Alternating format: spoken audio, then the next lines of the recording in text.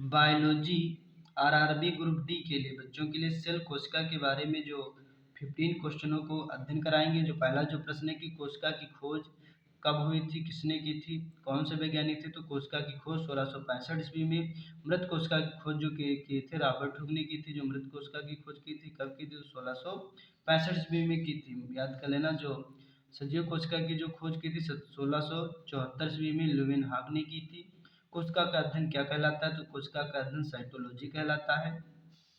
कोशिका कैसे बनती है, तो कोशिका बनती है तो कैसे बनती है, जैसे परमाणु, परमाणु से क्या होता है, अणु बनता है, अणु से कोशिका, कोशिका से ऊतक, अंग बनता है, अंग से तंत्र बनता है, तंत्र से शरीर बनता है, शरीर से समुदाय बनता है और समुदाय से जनसंख्या बनती है, जनसंख्या से परिस्थिति के तंत्र बनते हैं और तंत्र से जीवमंडल बनता है। इनको बारी बारी से याद कर लेना है।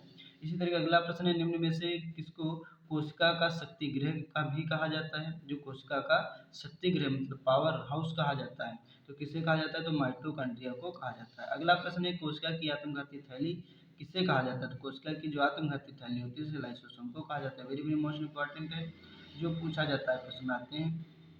तो निम्नलिखित में से कौन सी कोशिका अंग का वनस्पति तथा पशु कोशिका दोनों में उपस्थित होता है, तो सूत्रकणिका होती है।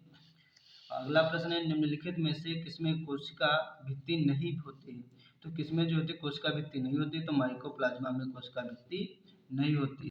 अगला प्रश्न है कि एक कोशिका के केंद्र में कौन सा द्रव्य होता है, तो एक कोशिका के केंद्र में कौन सा द्रव्य होता है, तो न्यूक्लियोप्लाज्मा होता है। अगला प्रश्न है कि कोशिका झिल्ली की प्रवृत्ति क्या है, तो कोशिका की झिल्ली की जो प्रवृत्ति है वो अर्धपारगम्य है।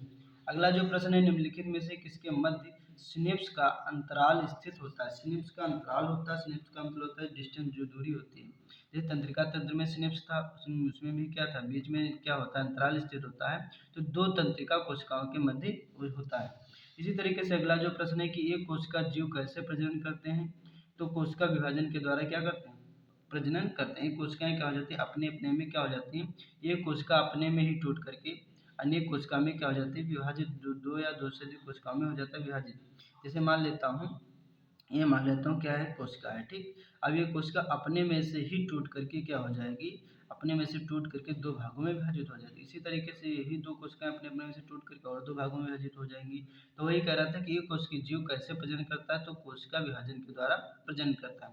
अगला जो प्रश्न है कि यदि माइटोकॉन्ड्रिया काम करना बंद कर दे तो कोशिका में कौन सा कार्य नहीं होगा। जब माइटोकॉन्ड्रिया कार्य करना बंद कर देगा तो कौन सा कार्य नहीं होगा, तो भोजन का ऑक्सीकरण नहीं होगा, उत्तर है।